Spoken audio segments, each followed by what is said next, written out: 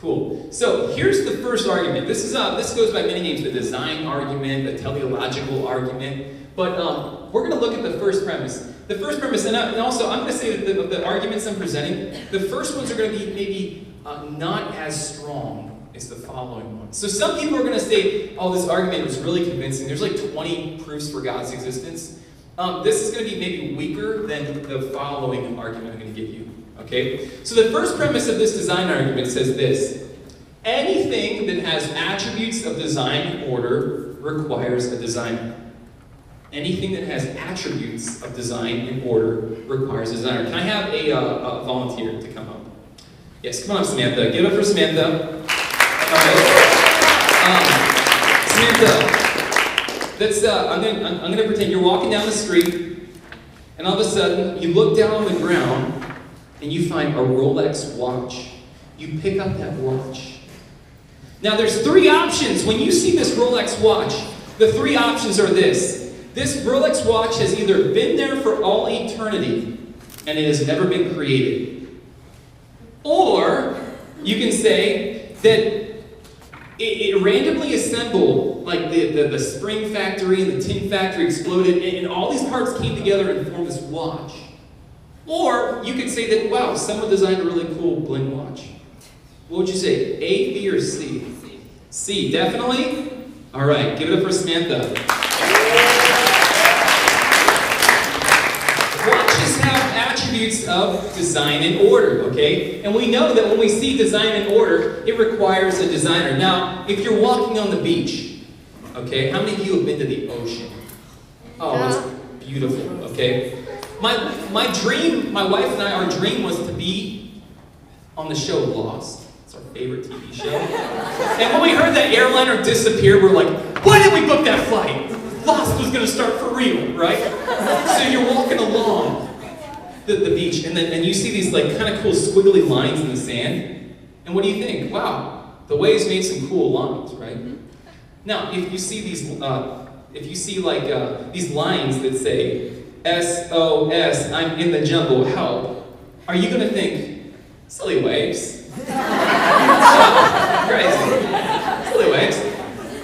No, you're going to know that someone designed those for a purpose, right? It's crazy, all right? When you're driving down the road, you see a billboard, you know, that says, buy guns and ammunition before they're outlawed, you know? And you don't think to yourself, wow, erosion just came down and just formed this thing. No, you think someone put that there, okay? So I'm giving you all these common sense examples, but I want to look deeply into who we are. Here's a cool clip about the building block of human life, the most organic building block of human life, the simple cell. With computer animation, we can enter the cell. Here, the staggering complexity of its molecular machinery is clearly seen. It's like going into an automobile factory. The factory has a large number of machines. The parts have to fit together in very specific ways to do their jobs, and if things go wrong, the cell is in big trouble. And just one cell is enormously complex, but humans, you and I, are made from trillions of cells, and those trillions of cells have to fit together in the right way and do their own job. Each of these biochemical machines is a masterpiece of engineering and nanotechnology. They are essential to functions as vital and diverse as vision, photosynthesis, and the production of energy in the cell. Michael Behe has studied several of these machines, including the flagellum, a remarkable rotary motor. I remember the first time I looked in a biochemistry textbook and I saw a drawing of something called a bacterial flagellum with all of its parts in all of its glory. It had a propeller and a hook region and the drive shaft and the motor. And I looked at that and I said, that's an outboard motor. That's designed, you know, that's no chance assemblage of parts. Behe's reaction was not surprising, especially when the bacterial flagellar motor is animated and magnified more than 50,000 times to display the details of its construction and operation. Howard Berg at Harvard has labeled it the most efficient machine in the universe. These machines, some of them are running at 100,000 RPMs.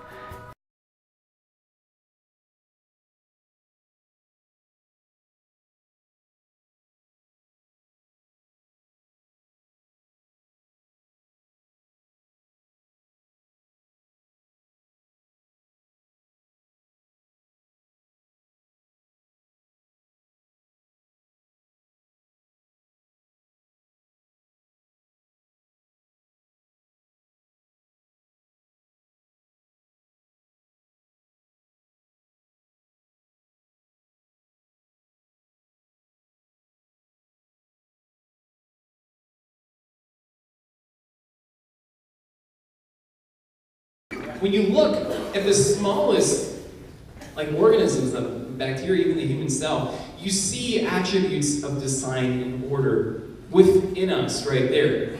Now, that doesn't mean that God actually created that, like he put his finger down there. He could have used any means to do it, whether they be evolutionary means or straight up direct intervention.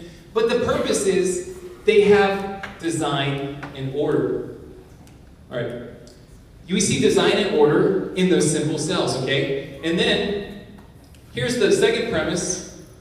Human life has design and order. Our cells have design and order. And then from that, we can say, human life was designed and ordered by an intelligent designer. And the name for the intelligent designer we can also call God. So that's the design argument right there, okay? It's pretty awesome. But then that's like looking really deep within ourselves. But then I want to take you into the universe. If you look at the actual structure and the way the universe has come to develop, from the forces of gravity that make possible the solar system, the sun's placement, human life, the gravitational force, it's amazing. What can we know about that? Razor's edge for life to occur.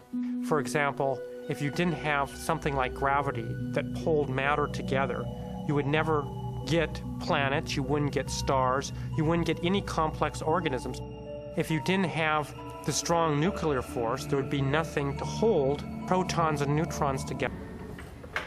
Yeah, so you can take the same argument, you can take that data that we know from modern science, okay, and then put it here. Anything that has attributes of design and order requires a designer. The universe displays signs of order.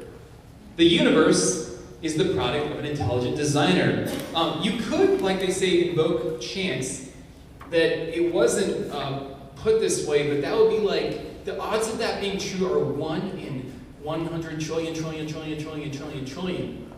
I don't know about you, but I think it takes more faith to say that that's a chance than it is to say not. I don't have faith to be an atheist when I look at things like that. And I think that's pretty awesome.